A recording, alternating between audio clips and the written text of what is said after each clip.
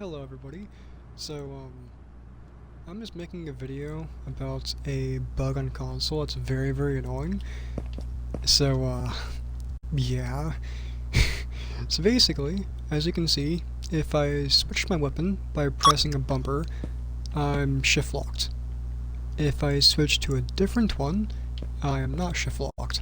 It's not exactly the best way to shift lock, but it's fine. I go to my other one, I shift lock, next one, I don't. But the problem is when I switch to it on controller, Diamond Queen, and then I use my keyboard and mouse, and I press 1, which is to unequip Diamond Queen, I'm infinitely shift locked. I cannot unshift lock, because there's no button to unshift lock. Now if I go back to my controller, I switch to Diamond Queen, and I switch to my shotgun, I'm still shift locked. So yeah.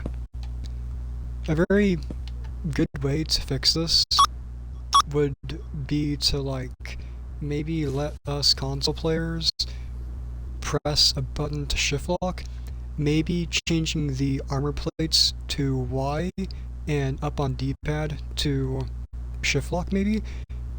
So yeah, that would be nice because selling stuff on console is very annoying since you have to use a navigation thing, and when you're selling a lot of scrap, it's very annoying because as you can see, I'm going to sell this mug.